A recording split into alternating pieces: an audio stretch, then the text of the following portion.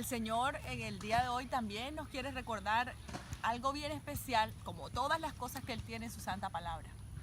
Hoy vamos a meditar acerca de lo que dice el libro de Lucas, en el capítulo 11.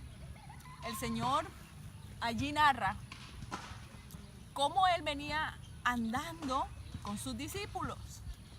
Y yo me imagino los 12 discípulos andando con el Señor Jesucristo, viendo de manera directa, sin que nadie les cuente, cómo el Señor colocaba sus dedos sanadores sobre los ojos de los ciegos y los ciegos veían. Cómo el Señor le decía a un paralítico, levántate, toma tu lecho y anda. Y cómo sus huesos, sus articulaciones volvían en sí, tomaban fuerza y esos paralíticos se levantaban. O no me imagino la escena cuando el Señor le dice a su amigo Lázaro, quien ya había muerto y tenía 4 días de muerto, y le dijo, Lázaro, sal de ahí, levántate y anda. Wow. Yo no me imagino la emoción de los discípulos de Jesús al ver ese poder con el que el Maestro obraba. Así que con base a eso, yo quiero que nos hagamos una pequeña imagen de lo que narra allí el capítulo 11 del libro de Lucas. Dice que los discípulos le dijeron al Maestro, Señor, enséñanos a orar. Me llama poderosamente la atención que los discípulos, después de haber andado con el Señor Jesucristo y haber visto todas esas maravillas que Él hacía, ¿por qué no le dijeron, Señor, enséñanos a sanar enfermos? Señor, enséñanos a devolverles la vista a los ciegos. Señor, enséñanos a resucitar muertos. Ellos no le dijeron eso, ustedes han visto. Ellos le dijeron al Señor Jesucristo, enséñanos a orar.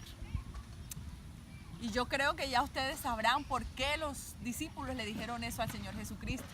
Porque ellos sabían que el poder emanaba en el Señor, era después que demoraba largas horas a los pies del Dios Padre Todopoderoso. Así es que allí está el punto central de esta meditación. Debemos decirle al Señor, enséñanos a orar. No muéstranos el milagro que tanto estamos esperando, sino enséñanos a orar. Porque cuando nosotros oramos, podemos estar listos para recibir cualquier milagro en nuestras vidas. Podemos estar listos para recibir poder de lo alto, para recibir fortaleza y para recibir grandes maravillas de las que solamente Dios puede hacer. Así es que yo quiero que de pronto pensemos también en cuántas horas nosotros estamos orando.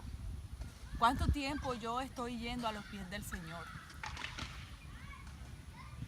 El Señor Jesucristo demoraba largas horas, dice la palabra, que demoraba el Señor largas horas de rodillas.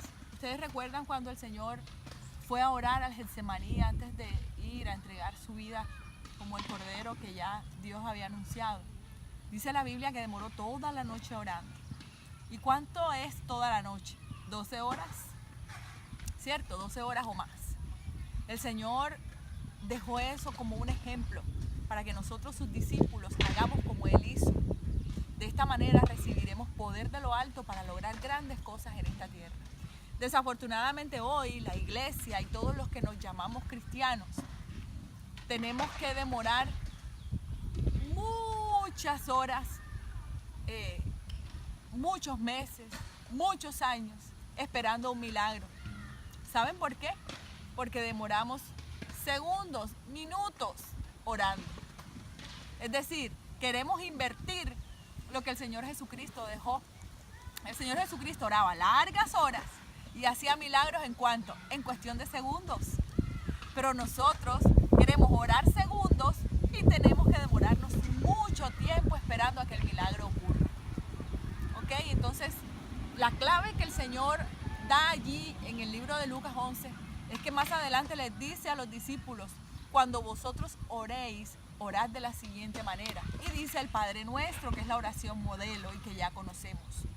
Yo me quiero concentrar muy especialmente en la parte donde el Señor dice, y perdona nuestras ofensas, como también nosotros perdonamos a los que nos ofenden. Una de las cosas que está impidiendo que emane poder del cielo para sus hijos y para ver los grandes prodigios y las grandes maravillas que queremos ver de parte de Dios es la falta de perdón en nuestras vidas. El Señor anhela que nosotros perdonemos y que perdonemos de verdad, así como Él lo hace. ¿Cuándo nosotros podemos decir que hemos perdonado?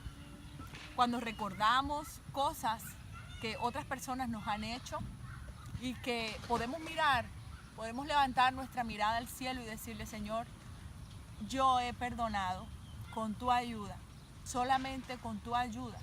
Y si aún no lo has hecho, tú puedes decirle al Señor: ayúdame a perdonar, y puedes estar seguro de que el Señor lo va a hacer. Yo tengo este balón aquí en mano porque quiero que ustedes piensen, si ustedes se imaginan un futbolista que sea muy bueno jugando en la cancha de fútbol, gordo, no, ¿verdad? O se imaginan a un jinete andando en su caballo y que el jinete sea gordo o grande, no, ¿verdad? Por lo general, este tipo de futbolistas o este tipo de jinetes siempre son personas delgadas. Messi, que es el mejor futbolista, dice mi hijo Elías, del mundo, dice, él es pequeño, ¿no? Y es delgado. Los jinetes son pequeñitos y también son delgados. ¿Por qué? Porque no pueden rendir, no pueden dar un rendimiento si están pasados de peso, si son grandotes, ¿cierto? Porque pesarían demasiado. De la misma manera, el Señor nos invita a que nos quitemos todas esas cargas para que podamos patear con más facilidad en esta vida y para que podamos correr más rapidito si tenemos poca carga, en este caso cargas de falta de perdón en nuestro corazón. El Señor nos llama para que nos quitemos esa carga y para que se la entreguemos a Él, para que se la demos en sus manos, porque el Señor dice: echad sobre mí vuestra carga, que yo la haré liviana, porque yo tendré cuidado de ustedes. Así que quiera el Señor ayudarnos para que la falta de perdón ya no sea un obstáculo en nuestras oraciones. Más adelante vamos a seguir mirando qué otras cosas obstruyen el poder en nuestras oraciones. ¿Qué otras cosas hacen que el Señor no pueda responder porque tenemos ciertos estorbos en nuestra vida que no nos permiten avanzar hablando en el crecimiento espiritual? Así es que hoy el Señor quiere ayudarnos a ver grandes milagros, así como sus discípulos lo pudieron ver. Y el Señor nos invita a que perdonemos de todo corazón y a que podamos olvidar aquellas cosas que nos han hecho nuestros hermanos, nuestros familiares, nuestros seres queridos. Eso es lo que el Señor anhela. Cuando tú eres un ser espiritual, tú no miras a estas personas que te hacen daño con ojos carnales, sino con ojos espirituales. Tú lo puedes mirar y puedes decir, como dijo el Señor Jesucristo en la cruz del Calvario: Señor, perdónalos porque no saben lo que hacen, porque estás mirando con ojos espirituales. Eso es lo que el Señor anhela. Así que el Señor nos bendiga, el Señor nos ayude a ser seres espirituales, porque somos sus hijos y Él es espiritual.